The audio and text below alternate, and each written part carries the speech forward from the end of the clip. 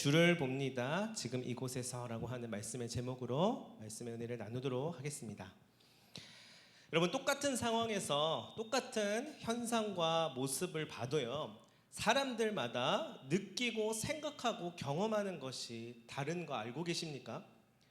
여러분은 잘 알고 계시는 책일 것 같은데요, 생텍쥐베리의 소설 어린 왕자를 봤더니요, 유명한 일화가 나오더라고요. 이 그림을 보고요, 어떤 이는 모자라고 말하기도 하고요, 어떤 이는 코끼리를 삼킨 모아뱀이라고 이야기하였습니다. 여러분 기억나시나요?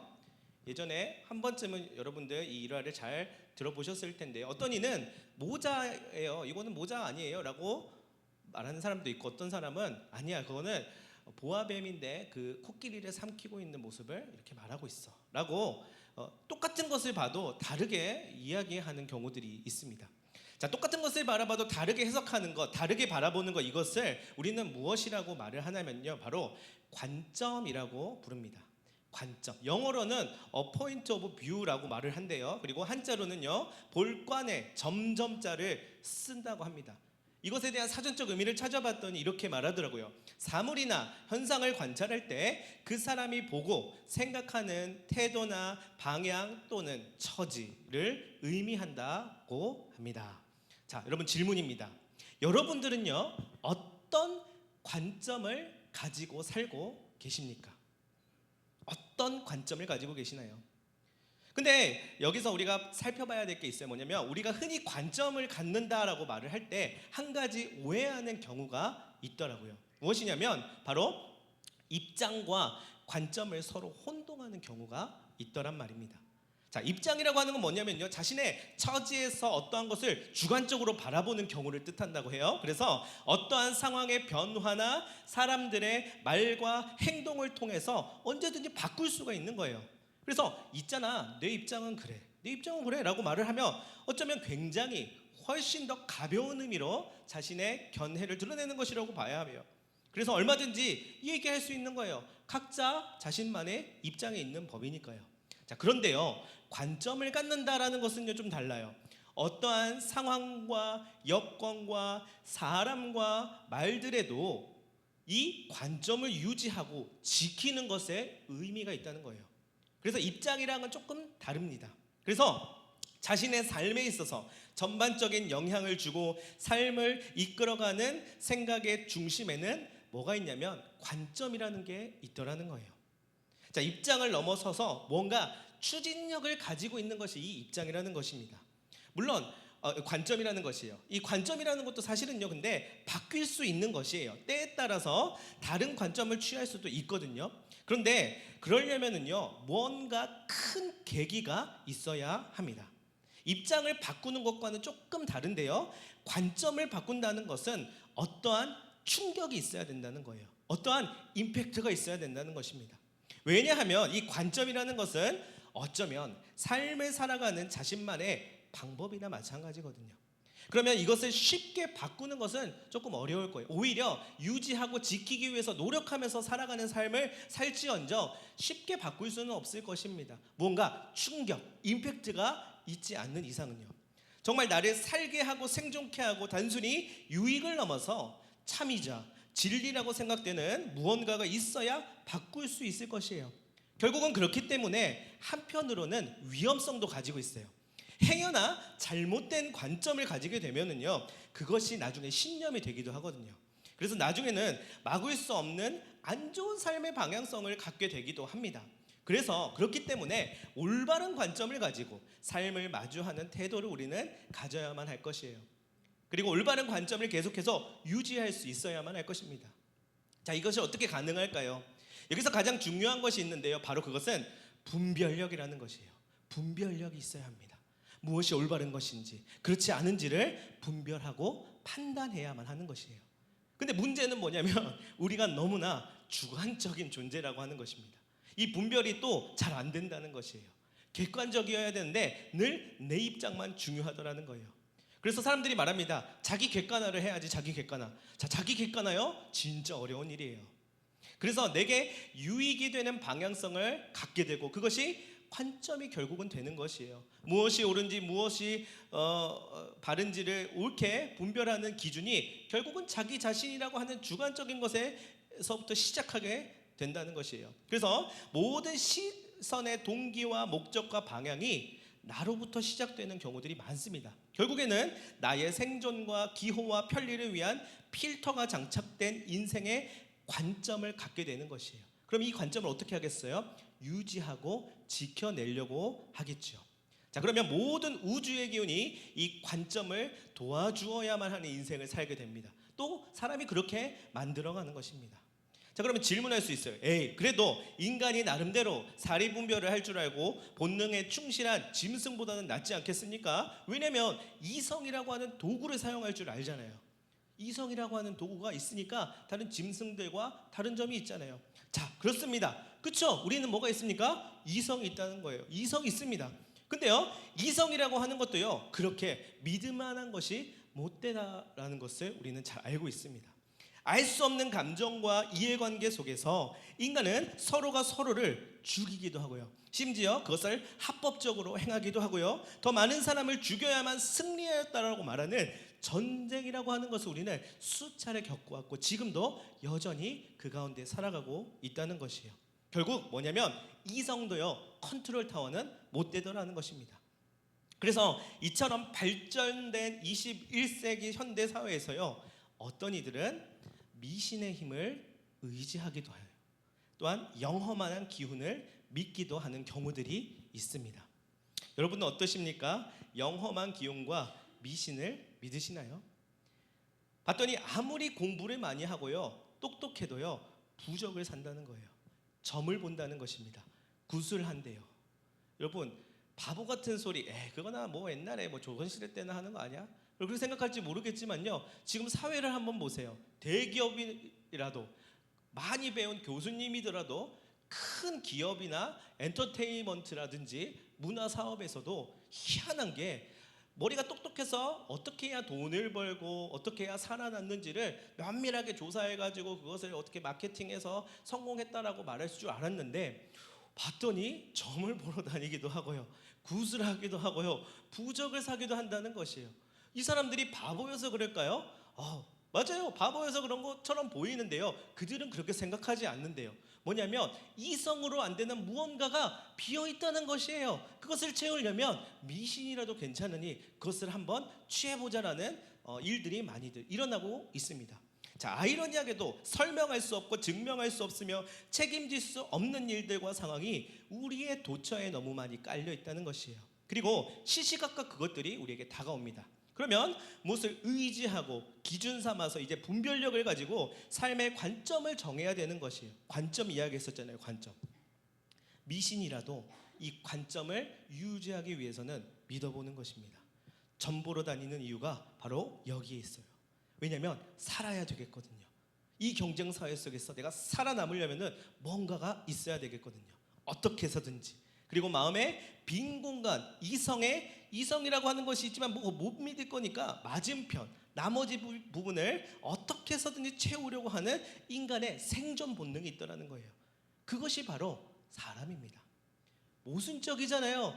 야, 짐승보다 우리가 나은 게 이성이라는 게 있는데, 근데 사실 그거 못 믿겠어. 그 반대편 뭔가를 채워야 돼. 모순적이기도 하고요, 불완전하고요, 매일같이 예측할 수 없는 하루를 살아야 하는 불쌍한 우리의 존재입니다.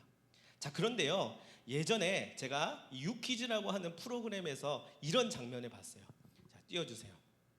여러분, 본 사람도 있고 못 보시는 분들도 있을 텐데요, 문제를 맞춘 100만 원을 주는 프로그램인데요, 할머니들이 나와서 문제를 맞췄어요. 그래서 몇 명이에요? 5명이 100만 원을 받게 되었어요. 그럼 어떻게 될까요? 이제 돈을 나눠서 100만 원을 갖게 되었어요.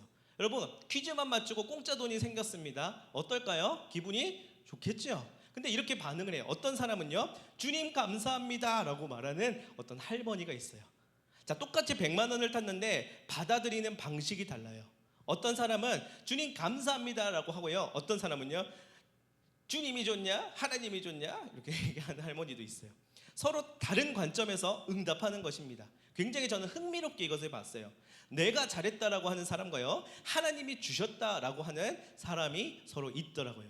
쉽게 말해서 이건데요. 과연 무엇이 여러분 옳은 말일까요?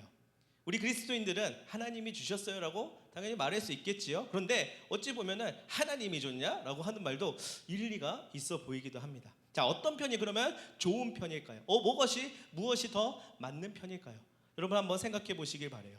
적어도요, 주님 감사합니다라고 말한 이 할머니는요, 자신의 상황을 하나님 안에서 해석하고 받아들이는 것 같아요.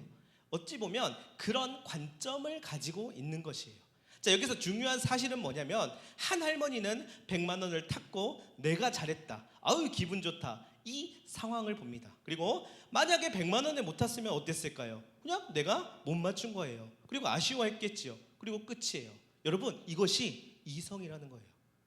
하지만 다른 할머니는 생각할 거예요. 하나님, 비록 틀렸지만 제가 이런 기회를 얻게 되다니 너무 감사해요. 다음에 또 주세요. 끊임없이 삶 가운데 하나님이 주시는 메시지와 응답들을 취하는 것이에요.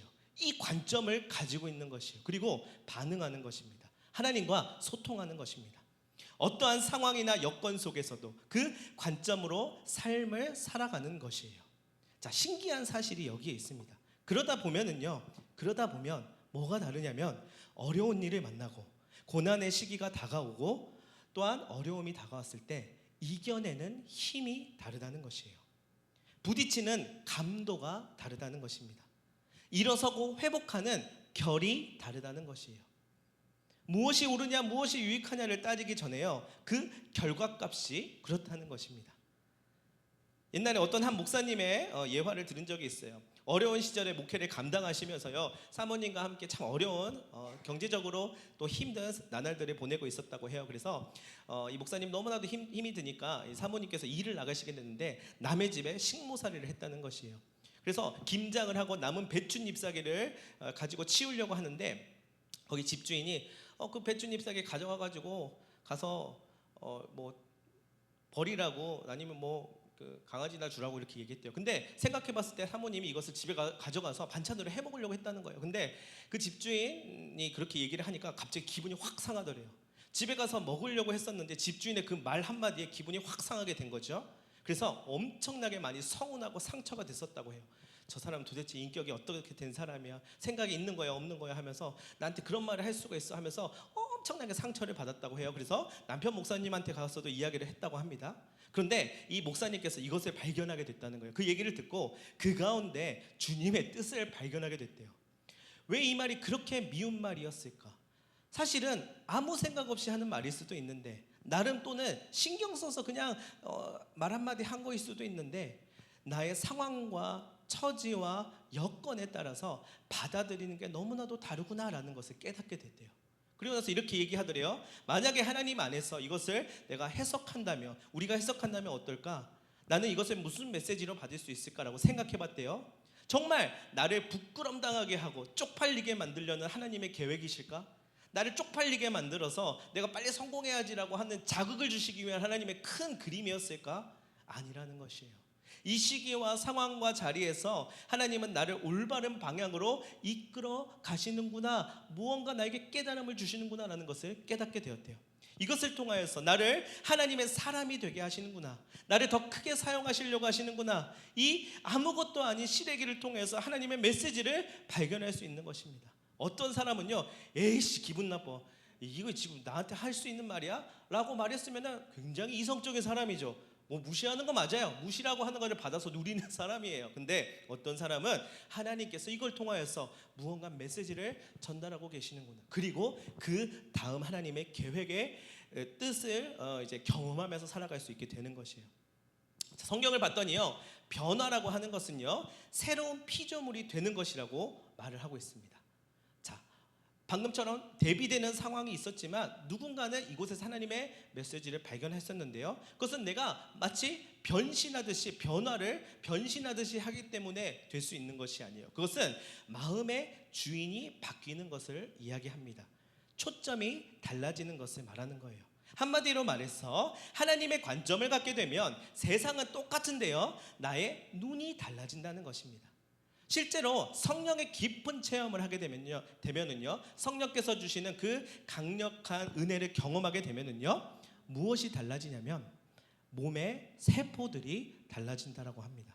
여러분 이런 말 들어보신 적 있으세요? 여러분 성경에서 말하잖아요. 새로운 피조물이 될 것이라. 새로운 피조물이면 내가 생각만 조금 더 긍정적으로 하게 되면서 감사하는 방법을 배워서 조금 더 뭔가 이렇게 긍정적인 사람이 되는구나. 이렇게 생각하셨나요? 아니에요. 주님의 깊은 은혜의 단계에서 하나님을 경험하면요, 진짜 우리 몸이 새로운 피조물이 된다는 거예요. 여러분 이거 제가 지어낸 말이 아니에요. 몸에 있는 세포들이 달라진다라고 말을 하였어요. 누가 말했냐면 캐서린 말라브라고 하는 학자가 실제로 이런 말을 했습니다. 신적인 가소성이라고 하는 진짜 어려운 말을 하면서요, 이런 이야기를 하더라고요.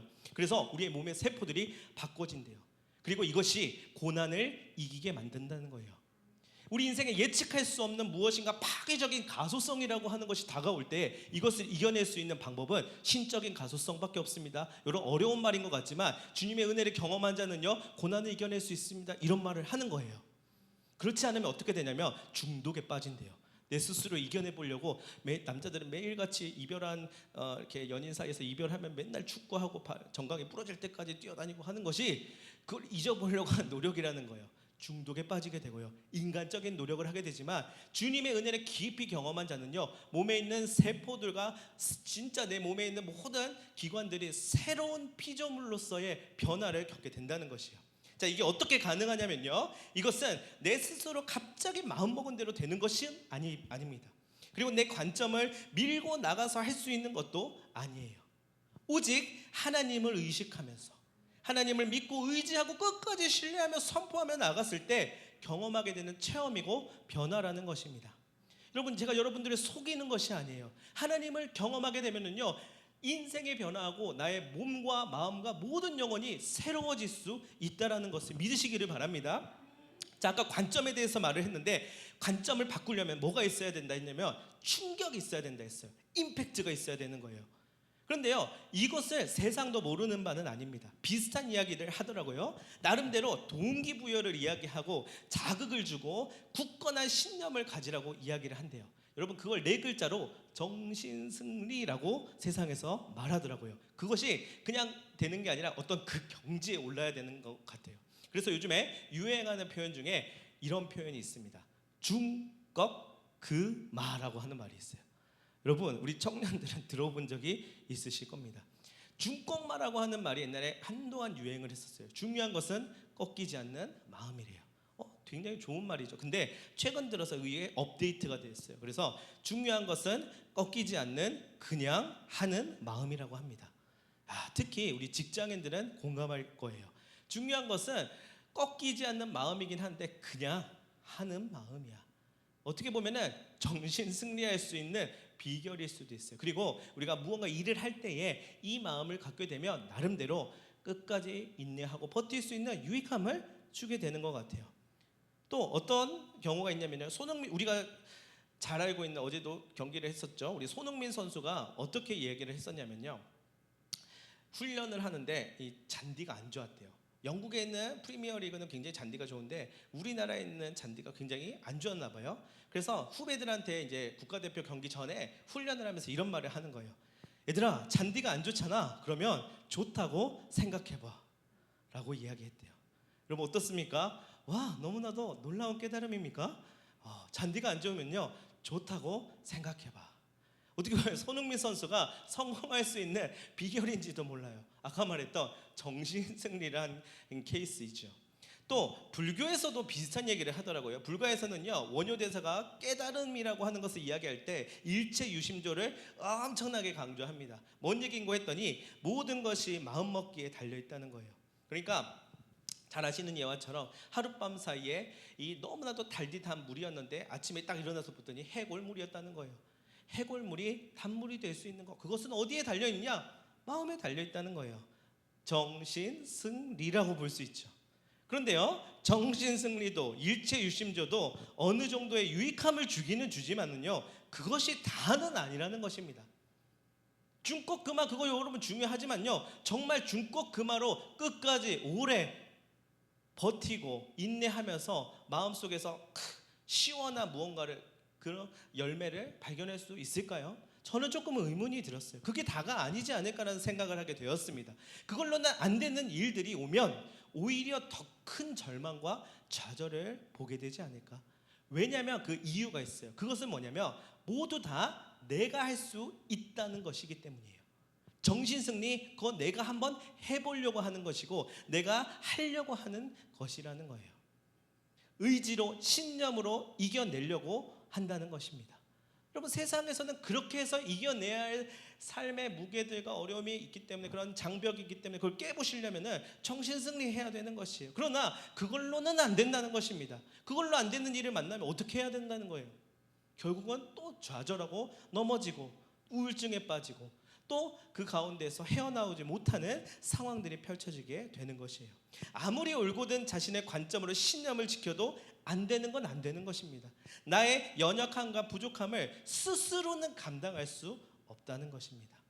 그런데요, 성경에서는 일관되게 이렇게 말해요. 그러나 주님 안에 있으면 우리의 연약함과 부족함이 오히려 은혜가 된다라고 이야기합니다. 하나님의 자녀로서 하나님을 바라보는 관점을 갖게 되고요. 그때에 비로소 하나님의 일하심을 깊이 경험할 수 있다는 것이에요. 여러분, 우리는요, 그것을 가진 자들입니다. 우리의 인생에 고난이 다가오죠. 어려움이 닥쳐오죠. 그걸 이겨내기 위해서 자기 의지를 훈련한다. 미리 연습하기 위해서 고행을 하면 도움이 될 수 있나요? 안 됩니다. 내가 보니 진정한 변화와 회복과 생명은 그렇게 얻을 수가 없다라는 것을 제가 깨달았어요. 그럼 언제 그것이 가능하냐면요, 여러분 같이 한번 따라해 주시기 바랍니다. 나의 정체성을 알고, 그리고 나의 주인을 알고, 나의 목적을 알면 된다.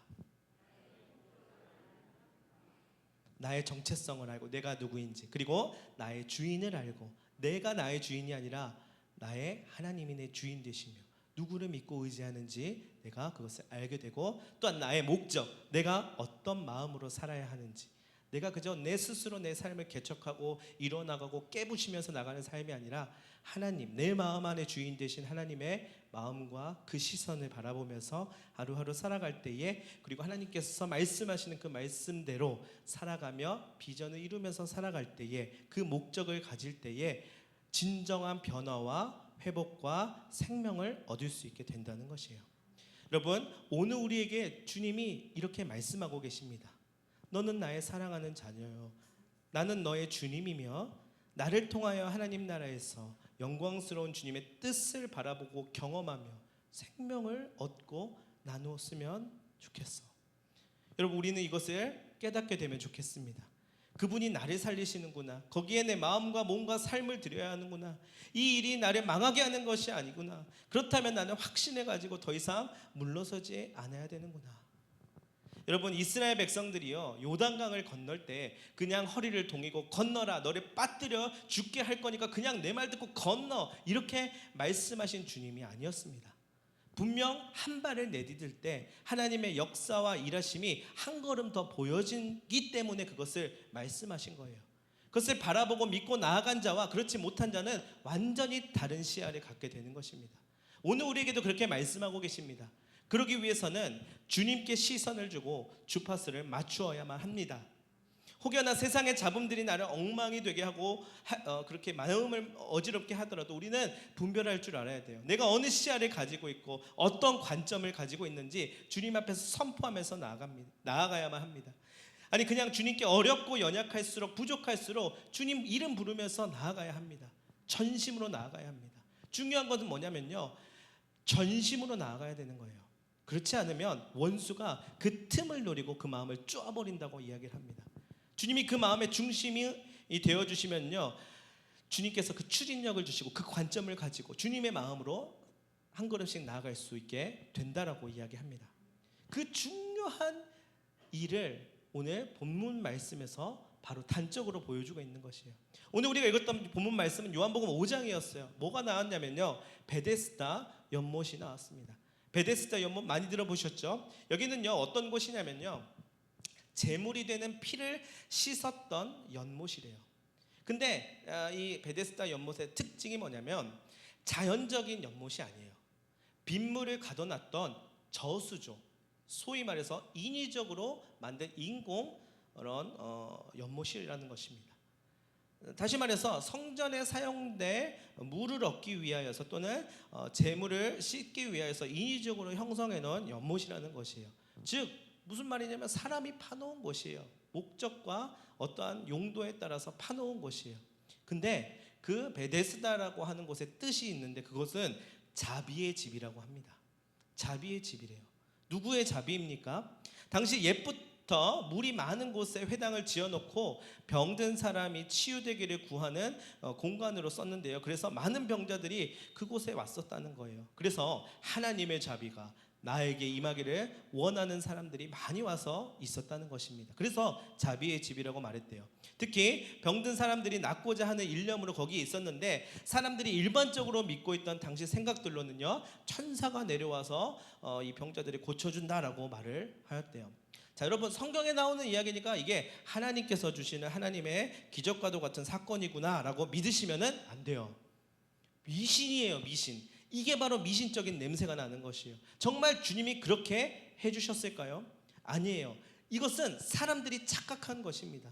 사람들은요, 저거 하나님이 보낸 천사가 내려오는 곳이야라고 이야기를 했지만은요, 그것이 자기 관점으로 이야기하는 것이에요. 정말 그곳에서 천사가 내려와서 병을 낫게 해주는 곳이었으면 진짜 자비의 집이 되어야 했겠지요. 근데 실상을 봤더니 베데스다는 끔찍한 곳이었다는 것이에요. 정말 그랬습니까? 절대 그러지 않았습니다. 절박한 이들의 지푸라기였기는 했었는데요, 그렇다고 거기에 긍휼과 자비가 있지는 않았습니다. 반대로 자비란 없는 것이었어요. 경쟁과 울부짖음뿐인 장소였습니다. 또한 상처만 더욱 짙어지는 곳이었다라고 이야기합니다. 근데 그곳에 자비의 집이라고 말하면서 득달같이 사람들이 모였다는 거예요. 그들이 그토록 바라보았었던 베데스다는 구원의 집이요 자비의 집이어야 하는데 그곳에는 구원이 없었어요. 진짜 신령한 물이 나오는 장소가 아니었다는 것이에요. 너무 애석하죠?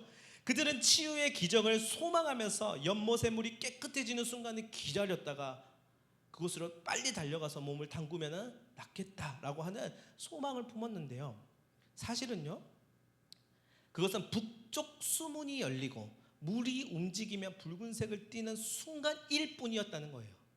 그것을 치유의 순간이라고 믿은 것입니다.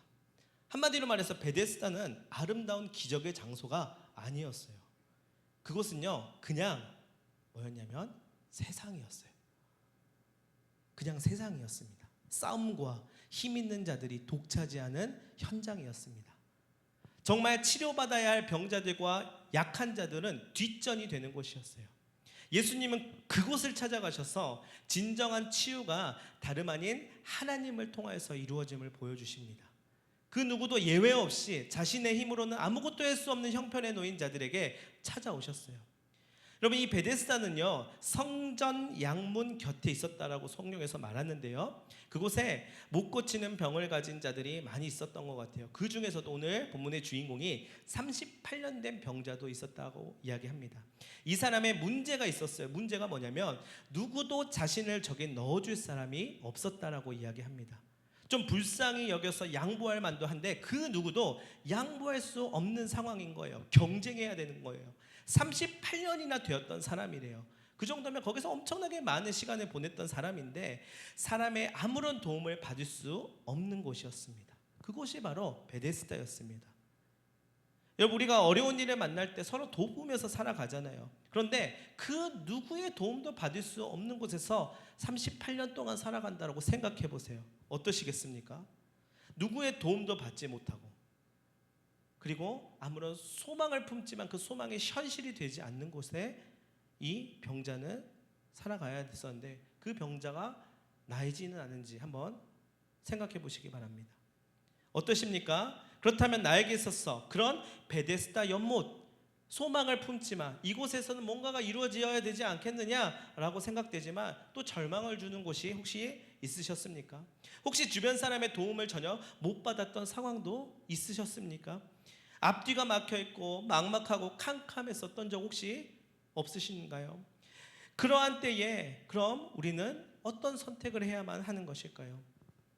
제가 보니까 에밀 뒤르켐이라고 하는 어떤 사회학자가 있는데 이 사람이 쓴 책이 유명한 책이 있어요. 무슨 책이냐면요, 자살론이라고 하는 책이에요. 굉장히 이 책이 많이 팔렸습니다. 현대인들이 자살을 하는 이유가 있대요. 여기서 무슨 이야기를 하냐면 굉장히 여러분들 많이 들어봤을 법한 단어인데요, 아노미 현상이라고 하는 것을 이야기해요. 아노미 현상, 아노미 상태, 혼돈에 빠지게 되면 그렇게 된다는 거예요. 자살론에서 말하는 것처럼 그렇게 선택할 수밖에 없대요. 우리의 현대 사회가 이것을 조장하기 때문이래요. 세상은 우리를 죽이려고 한대요. 절망케 하는 현실 속에서 아노미 상태를 경험하면서 방법이 전혀 없으니 죽는 것이래요. 그게 자기가 할 수 있는 최후의 방법이라는 것이에요. 그러니까 베데스다도요, 자기가 믿고 있었던 뭔가 신념이나 미신이나 믿음이라고 할 수 있을 만한 그런 모든 것들을 가지고 있었지만, 소망을 가지고 있었지만 그게 사실은 뻥이었다는 거예요. 그래서 오히려 그 절망을 경험하게 되면 아노미 상태에 빠져서 결국은 에밀 디르켐이 말한 것처럼 자살을 하게 되는 인간의 비참함을 말할 수밖에 없다는 것입니다. 정신승리요? 어떻게 합니까? 일체유심조로 안 된다는 것이에요. 그 어떠한 소망을 품고 나의 의지를 불태우고 나의 삶에 대한 진지한 마음과 동기부여를 얻어도 그걸로 안 되는 현실을 마주할 수밖에 없는 우리는 슬픈 존재라는 것입니다. 근데 성경에서 분명하게 얘기하고 있습니다. 뭐냐면요, 예수님께서 오셨다는 것이에요. 여러분, 우리는 다름 아닌 예수님을 만나야만 합니다. 그것밖에 없습니다. 베데스다의 병자가 바로 그 단적인 예예요. 그는 소망을 품었습니다. 그곳이 소망의 자리라고 생각되었어요. 근데 소망이란 없었어요. 근데 누가 소망이었냐면 예수님께서 소망이 되어 주셨습니다. 예수님이 오셨습니다.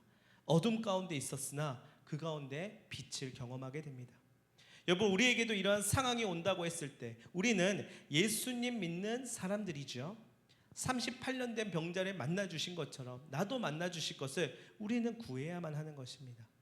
포기하고 싶은 상황에서도요, 주님이 내게 주신 말씀을 묵상하면서 예수님을 찾고 구하는 우리가 돼야 합니다. 여러분, 혹시 베데스다라고 말할 수 있을 만한 소망을 품는 여러분들의 계획이나 뜻이나 장소나 어떠한 흐름이나 사람이 혹시 있으십니까? 여러분, 단적으로 지금 베데스다 연못에서 38년 된 제자가 경험한 거예요. 그 모든 것들이 안 되는 때가 있다는 거예요. 그 모든 것들이 끊어지는 때가 있다는 거예요. 그 모든 것들이 소망인 줄 알았는데 소망이 아니라는 것을 깨닫는 아노미 상태에 빠지게 된다는 것입니다. 여러분, 그때 혼자서 내 힘으로 어떻게 이겨낼 수 있냐 말이에요. 사람이 그것을 구원해 줄 수 있는 것도 아니고 누군가 도와줘서 나를 저 가운데 넣어주면 내가 나을 것 같은데 도와주지 않는 상황을 만나게 되었을 때 우리는 어떻게 해야 되는 것입니까? 그런데 성경에서 이야기합니다. 어둠과 절망의 시간 가운데 주님께서 오신다고 말씀하고 계십니다. 한번 생각해 보세요. 예수님이 왜 이 베데스다를 오셨을까요? 예수님은 어떻게 보면 메인 광장인 성전으로 들어가셔야 하지 않았을까요? 그런데 그 옆에 있는 곁다리에 있는 베데스다라고 하는 장소로 가셨습니다. 예루살렘의 메인 스트리트, 메인 광장으로 가셔야 될 텐데 그 양문이라고 하는 문 옆에 있는 베데스다로 오셨어요. 왜 오셨냐면 거기에 38년 된 병자가 있었기 때문이에요. 그리고 그 병이 오래되었음을 보시고 예수님이 물어보시는 것이에요. 네가 낫고자 하느냐? 여러분, 우리에게도 말씀하고 계십니다. 네가 낫고자 하느냐? 굳이 메인 화려하고 영광 받으실 수 있는, 박수 받으실 수 있는 그런 화려한 곳으로 가지 않고 누추한 나에게 오셔서 말씀하시는 거예요. 네가 낫고자 하느냐? 자, 이 38년 된 병자가 뭐라고 얘기하냐면요, 이렇게 얘기해요. 물이 움직일 때 아무도 나를 안 도와줘서 저 이렇게 있어요. 갑자기 이런 이야기를 하는 거예요. 다른 사람들은요, 자기들만 들어가는 거예요. 이거 선착순의 세상 아닙니까? 나는 그런 능력도 없고 다들 자기 살려고만 한다고요. 원망과 상처가 깊었던 나날들을 계속해서 이야기해요. 그런데 그런 절망 가운데 주님이 물어보시는 거예요. 그래, 알겠어. 알겠고 알겠는데 내가 너한테 물어보는 것은 네가 낫고자 하느냐 이거야. 나 넣어준 사람이 없어요. 38년이나 있었어요. 너무 힘들고 지쳤어요. 알겠고, 알았어. 그래, 얼마나 힘들었니? 근데 너 낳고자 하느냐 이거야. 이거를 물어보고 계십니다. 그리고 실제로 그 절망 가운데 빛이 되어 주셨습니다. 여러분, 살다 보면 우리도 누군가에게 주목받지 못하고 완전한 외로움에 있는 것 같고, 또한 이 38년 된 병자와도 같이 구석에서 누구의 주목도 받지 못하고 처박혀 있는 것만 같은 그런 때가 있습니다. 그때 누군가 슬그머니 다가와서 우리의 곁이 되어주면 아무래도 힘이 되겠지요. 그런데 오늘 우리의 아픔을 보시고 우리의 아픔을 아시고 다가와서 말을 거는 분이 다름 아닌 예수 그리스도라면 여러분 어떠시겠습니까? 세상 모든 사람들이 나를 따뜻한 시선으로 보지 않을 때, 나의 겉모습만 보고 판단하고 이러쿵저러쿵하는 세상의 틈바구니 속에서 살 때에, 그때 나의 마음속을 눈여겨보시고 그분이 다가온다면 우리는 어떤 말을 해야 될까요? 너 참 못났다. 야, 너 왜 그러고 있니? 이렇게 말씀하지 않으시고 그냥 있는 그대로 품어주시는 예수님께서 네가 낳고자 하느냐? 여러분, 오늘 우리에게 말씀하고 계십니다. 네가 낳고자 하느냐? 우린 이때 뭐라고 대답해야 할까요? 주님, 제가요 사실은요 이랬고요 저랬고요 이런저런 이야기 하겠죠. 38년 된 병자한테 뭐라고 얘기하셨냐면 일어나 너의 자리를 들고 가라라고 말씀하셨습니다. 일어나서 걸어가라는 말은 무슨 말이냐면요, 너의 문제가 이미 해결되었다는 것이에요. 예수님과의 만남을 통하여서 그는 일어서게 됩니다. 그 문제가 38년 동안 저기에 들어가는 것만 문제였어요. 그것만을 생각하면서 그것만 자기 인생의 모든 거를 걸었었어요. 근데 주님을 만나고 너 일어나서 네 자리를 들고 가 했을 때 그 문제가 끝나버렸습니다. 38년 동안 거기에서 그 자리에 머물러 있었는데 이제는 그 자리를 들고 일어서서 가는 것이에요. 보란 듯이 예수로 인하여서 새로운 삶이 시작된 것입니다. 예수님은 그 다음을 보셨어요. 네가 이 문제 해결되는 것, 그 다음을 나는 이야기하는 거야. 일어서서 그 자리를 들고 가라. 38년 된 병자의 현재의 문제가 극복되고 그 다음 살아갈 여정이 있고요, 맡겨진 사명이 있고요, 예비된 축복이 있다는 것을 선포하신 것입니다. 여러분, 저를 따라해 주시기 바랍니다. 신앙이란 일어서서 가는 것입니다. 저는 근데 지금 이런 상태인데 그걸 왜 몰라주시는 겁니까? 저는 지금 38년 동안이나 있었다니까요. 근데 주님이 아신다는 거예요. 그리고 회복시켜서 주님의 증인이 되라고 일어서서 그 자리를 들고 가라고 말씀하시는 거예요. 주님의 시선과 관심은 늘 그랬습니다. 성전의 축제에 있지 않았습니다. 가장 먼저 찾아가신 곳은 아픔과 어두움의 자리였습니다. 빛을 밝히러 가셨습니다. 이것이 예수님의 사명이었습니다. 우리는 예수님의 사람이지 않습니까? 그렇죠? 그러려면요, 가장 먼저 우리는 주님을 만나야 합니다. 어디에서 만나야 될까요? 지금 이곳에서. 상처와 원망과 눈물로 얼룩져 있던 그 자리에서 주님을 바라봐야 합니다. 우리의 관점이 이것에 있어야 합니다. 아니 근데 위로해 주시니 고맙기는 한데요, 저를 위로해 주시니 너무나도 고마운데 저를 한 번만 저기 담가 주시면 안 될까요? 제가요 주님 만나서 너무 기쁜데요, 만나 주신 김에 저를 저기 한 번만 담가 주시면 안 될까요? 나는 저기만 보이는데 그것도 안 해주시려고요? 그것은 안 되는 거예요? 만나 주셔서 제가 너무 기쁘고 감사한데 한 번만 들어가게 해주시면 안 돼요? 여러분, 주님이 말씀하세요. 거기가 아니라 네 앞에 있는 내가 너를 구원해 줄 거야. 그리고 너는 거기서 끝이 아니라 일어나서 가야 돼. 어디로요? 아픔이 있는 자리, 원망의 자리, 눈물의 자리에서 여전히 누워있고 좌절해 있는 그 사람에게 너는 가야 돼. 그리고 증거해줘. 논리나 이론이나 학문이나 지식이 아니라 너의 삶을 보여줘. 그래서 그도 주님을 바라보고 주님의 사람이 되게끔 좀 해줘. 여러분, 저는 여러분들에게 이렇게 이야기하고 싶어요. 오늘 우리는 우리의 기도가 어떤 관점을 가지고 있는지 한번 돌아봤으면 좋겠습니다. 문제를 위한 기도를 하고 있습니까? 그것은 여러분 또한 중심에 누가 있는지 한번 돌아보시기를 바랍니다. 그렇지 않으면 정말 오직 하나님을 구하며 성령님을 구하는 간구를 하고 계십니까? 그럼 문제와 상황, 여러분 그것은 누가 해결해 주는 것이에요? 주님께서 해결해 주시는 것입니다. 내가 하는 것이 아니에요. 주님이 하시는 것입니다. 여러분, 그렇다면 이렇게 함께 기도하였으면 좋겠습니다. 저를 따라해 주세요. 주님, 내 마음에 주님이 되어주세요. 나는 정말 그것을 원하고 바라고 기도하는지, 여러분의 기도 가운데 철저하게 그 앞에 서시기를 바라요.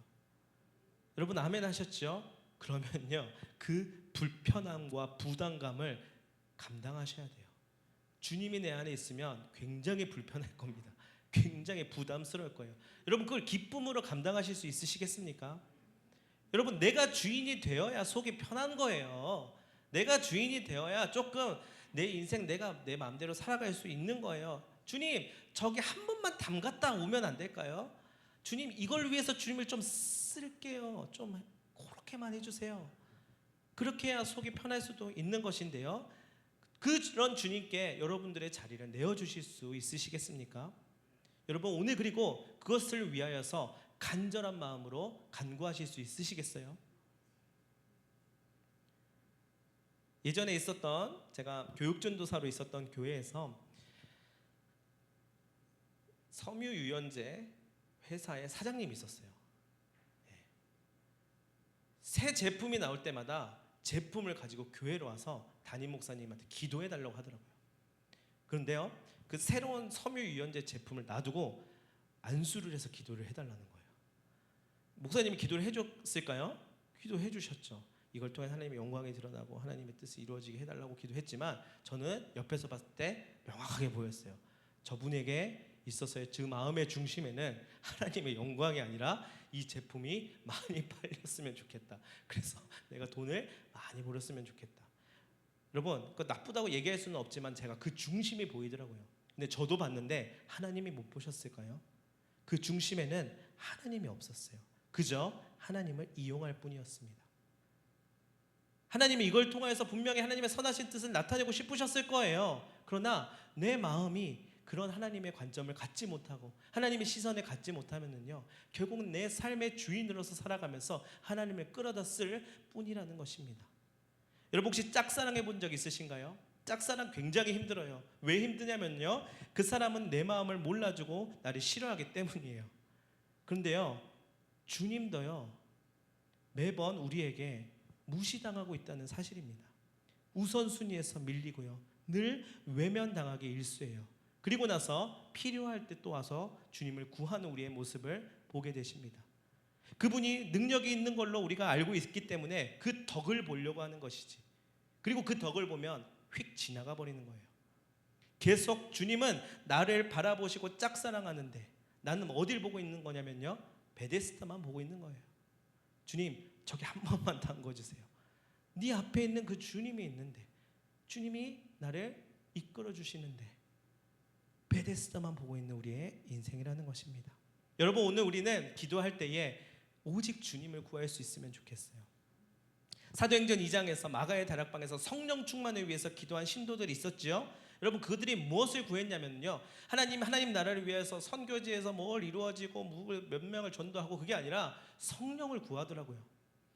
무엇이 그들을 움직이게 하였을까 하고 생각해 봤더니, 그들이 바라보는 신념이나 사명감이나 미신이나 과학적인 증거가 아니라 성령께서 그들의 마음을 움직이셨다는 것을 보게 되었습니다. 여러분, 오늘 우리가 기도할 때 그 성령 하나님을 구할 수 있으면 좋겠습니다. 그리고 그 성령 하나님을 구하자 성령이 충만하게 임하게 되었습니다. 우리 집사님께서 우리 집사님이 아니시군요. 우리 미래의 집사님. 네. 주연 청년 이렇게 반주를 한번 해주시면 좋겠고요. 네, 많이 힘드시죠? 말씀이 거의 마무리돼가고 있습니다. 여러분, 우리 이제는 뭘 해야 되냐면요. 이제까지 길게 말했지만 이제 우리 기도해야 돼요. 무슨 기도를 해야 될까요? 무슨 기도를 해야 되냐면요. 우리의 문제보다 크신 주님을 우리는 바라보게 해달라고 기도해야 합니다. 여러분 죄송합니다. 오늘 여러분들 기도 제목 가지고 오셨을 거라고 저는 생각해요. 여러분은 문제 가지고 오셨죠? 근데 하나님께서 여러분들에게 도전하고 계세요. 베데스다 보지 말고 나를 봐. 주님 바라보죠. 주님 믿는데요. 주님 너무 감사하고 주님을 통해서 내가 얼마나 큰 위로를 받습니까? 근데 저 베데스다 한 번만 들어가면 안 될까요? 그럼 우린 계속 문제만 받는 거예요. 만약 베데스다 들어가서 나왔어요. 그럼 어떻게 살아가라는 말입니까? 이거 해결됐네요. 감사합니다. 자, 다음 문제. 자, 이번에는 이거예요. 여러분, 주님 계속 우리 짝사랑하고 있는 거예요. 필요할 때만 와가지고 해결되면 휙 가버리는, 계속 보고 계세요. 나는 너의 이 문제가 해결돼서 네가 회복되는 것이 아니라 너의 그 근원적인 삶이 해결됐으면 좋겠어.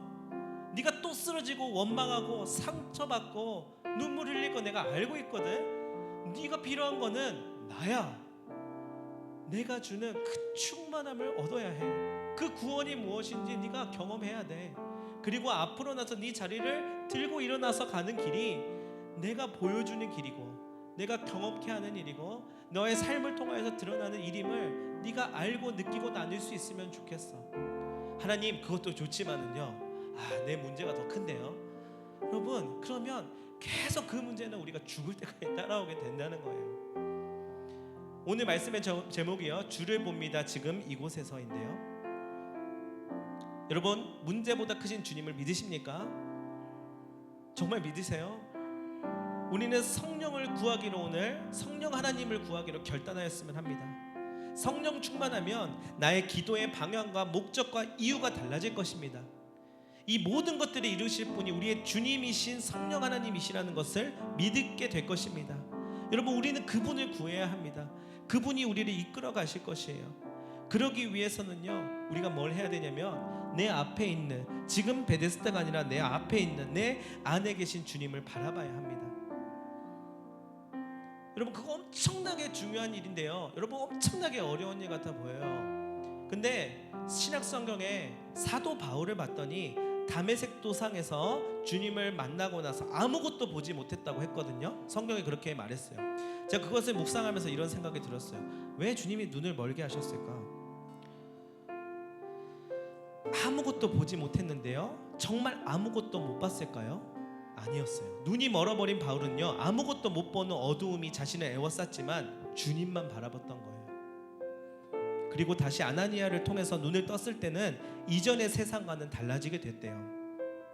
주님의 시선을 갖게 되고, 세상은 두려움과 불안과 어려움과 어두움이 가득하지만 그것이 아니라 이제는 주님을 바라보는 그 경험을 하고 나서 눈을 떴을 때는 하나님의 역사가 일어나는 현장이 보이게 되었다는 것입니다. 여러분, 그 눈으로 사역을 감당할 수 있었던 것 같아요. 사도 바울이 얼마나 대단한 사람이었길래 그 모든 많은 역사들이 이루었을 거라고 생각하시나요? 여러분, 사도 바울 아무것도 아니었다는 것이에요. 다메섹 도상에서 그냥 끝났어야 됐었을 인생이었을 수도 있어요. 나는 버러지 같은 사람이구나. 나는 죽어도 마땅한 사람이다. 아놈이 막 경험하면서 자살해야 되는 거 아니야? 여러분, 그래도 이성적으로 봤을 때 전혀 이상하지 않았어요. 근데 주님을 만나고 나서 아나니아를 통해서 눈을 떴을 때는 세상이 달라져 버렸습니다. 그 눈으로 삶을 살아가는 것이에요. 38년 된 병자는요, 주님을 바라보게 되었던 것입니다. 여러분, 오늘 우리는 어떻게 주님을 만날 수 있느냐? 성령님을 구하고 성령님을 바라보며 성령님을 만나게 해달라고 우리는 간구해야 될 줄로 믿습니다. 성령님은 예수님의 영이라고 말하고 있어요. 삼위일체 하나님이시라고 말하고 있어요. 그리고 그분이 오늘 우리를 주목하고 계신다고 약속하고 계십니다. 다른 어디에도 아닌 여러분, 내 안에 하나님이 살아 숨쉬기를 간구하십시오. 성령님이 내주하시는 삶을 내가 살아가야만 합니다. 삶이 달라지게 될 것이에요. 내 삶이지만 내가 살아가는 것이 아니라 성령이 이끌어 가시는 삶을 살게 될 것입니다. 여러분, 그것을 구하실 준비가 되셨습니까? 아니요, 아직도 안 됐어요. 여전히 나의 문제만 보이는데요. 나의 가정과 나의 자녀와 나의 상처와 나의 어려움만 보이는데요. 여러분, 그러면은요, 주님이 앞에 있어도 그것만 보게 된다는 거예요. 38년 된 병자가 주님을 만나고 변화했지, 베데스다에 들어가서 일어나서 걷는 것만 해결됐으면 주님께서 그 인생을 구원하여 주셔도 그 문제만 해결됐다는 것에 그냥 위로받고 또 좌절하면서 살아갔을 것이에요. 여러분, 주님께서 오늘 여러분들에게 말씀하고 계시는 것은 뭐냐면요, 성령 하나님을 구하라는 것입니다. 여러분, 그걸 위해서 오늘 기도하였으면 좋겠습니다. 생생함이 살아 숨쉴 것입니다. 하나님께서 사인을 주실 것이에요. 그냥 기적과 표적만을 구하라는 것이 아닙니다. 성령이 내 안에 임재하시고 나에게 말씀하시고 깨닫게 하여 달라고, 그 경험을 달라고, 그 은혜의 체험을 달라고, 그 은혜의 말씀을 달라고 우리는 구할 수 있어야 할 것입니다. 그럴 때에 성령 충만한 은혜를 부어주실 줄로 믿습니다. 여러분, 그 느낌이 무슨 느낌인지 모를 수도 있어요. 그 느낌이 도대체 뭔데요? 나는 알 수 없어요. 찬송가를 봤더니 이렇게 말해요. 288장에서 세상과 나는 간 곳 없고 구속한 주만 보이도다. 여러분, 사도 바울이 경험했던 게 이거예요. 아무것도 안 보이는데 주님만 보인다는 거예요. 제가 여러분 이것을 체험한 적이 있어요. 제가 얼마 전에 안과를 갔다 왔거든요. 안과 선생님이 그랬어요. 엄청나게 강력한 빛을 비추시면서 여기만 보세요, 여기만 보세요. 너무 눈부셔서 눈이 감게 되니까 눈 뜨세요, 눈 뜨세요, 눈 뜨세요. 여기만 보세요, 여기만 보세요. 그러면 어떻게 해야 돼요? 여기만 봐야 되는 거예요. 딴 데 보고 있으면 아니요, 여기 보세요. 이 점만 보세요, 점만. 눈이 너무 빛이 너무 강렬해서 눈이 뜰 수가 없어요. 알겠는데 여기만 보시라고요. 여러분, 내가 해야 되는 것은 주님이 바라보라고 하는 그 곳을 바라보는 것입니다. 눈을 떼면 안 돼요. 눈이 시려요, 눈이 아파요, 눈이 감고 싶어요. 그래도 봐야 되는 것이에요. 여러분, 우리도 마찬가지입니다. 복잡한 거 신경 쓰지 마시고 오늘 여러분 주님께 집중하셨으면 좋겠습니다. 나머지는 어찌 될까요? 주님, 나의 삶이 앞으로 어떻게 될까요? 그거 구하지 마시고요. 하나님, 주님을 바라볼게요. 그러니까 나의 삶을 이렇게 이끌어 주시고 이 문제는 이렇게 해결해 주시고. 여러분, 그거 구하지 마세요. 주님을 구하세요. 주님, 내 안에 충만케 오셔서 내게 말씀해 주세요. 나를 불쌍히 여겨주세요. 38년 된 병자도 만나주셨잖아요. 나도 좀 만나주세요. 내가 얼마나 많이 외롭고 힘들었는지 아세요? 주님, 나를 좀 만나주세요. 주님을 바라볼 수 있게 해주세요. 여러분, 그 한 걸음 가는 것이 어려워 보이지만 그 한 걸음 디디면 삶이 달라진다는 것을 믿으시기를 바랍니다. 여러분, 하나님께서 반드시 응답하여 주실 것입니다. 그러려면은요, 주님을 구하셔야 되는데 한 가지 더가 있어요. 주님을 끝까지 바라보면서 기다리셔야 합니다. 저희 둘째 딸이 5살인데요. 밥 때가 되면 밥 달라고 엄청나게 조르는 거예요. 엄청나게 졸여서 엄마를 힘들게 합니다. 근데 엄마가 단호하게 말해요. 앉아서 기다려. 밥 때가 되면 엄마가 언제 그랬냐는 듯 밥을 맛있게 해가지고 주면은요, 또 맛있게 먹어요. 괜히 엄마한테 혼나기만 하는 거예요. 그것을 보면서 제가 깨달았어요. 조금만 5분만 기다리면 되는데, 10분만 기다리면 되는데, 배고파 죽겠어요 하지만 조금만 기다리면 알아서 차려줄 텐데 우리는 그것을 견디지 못하는 거예요. 여러분, 오늘 성령님을 구하실 때 하나님, 내 마음에 충만케 임해주세요. 왜 아직도 안 임해주세요? 내 문제와 상황 안 볼게요. 주님을 바라볼게요. 근데 아직도 충만함이 느껴지지 않아요. 여러분, 기다리셔야 돼요. 주님을 구하고 끝까지 주님을 신뢰하고 눈 감지 말고 끝까지 주님을 바라보셔야 됩니다. 여러분, 오늘 우리가 그것을 위해서 같이 한번 기도했으면 좋겠는데요. 오늘 우리를 이곳에 부르신 이유가 있으실 것입니다. 여러분, 믿으십니까? 여러분, 하나님께서 여러분을 보내신 이유가 있으실 겁니다. 믿으십니까? 여러분, 믿으셔야 돼요. 주님이 여러분들을 부르셨다니까요. 할 일이 없었어요. 금요일이니까 가야 되죠. 여러분, 어쨌든 주님이 여러분들을 부르셨어요. 하시고 싶은 말씀 있고요, 주시는 도전하시는 기도의 제목들과 그 마음을 붙들어 주시는 것이 있단 말입니다. 여러분, 그것을 바라보시기를 간구하면서 우리 시간 함께 기도하기 전에 같이 이 찬양 부르면서 주님 마음을 소망하고 갈망하면서 함께 나아갈 수 있으면 좋겠습니다. 우리 주님의 시선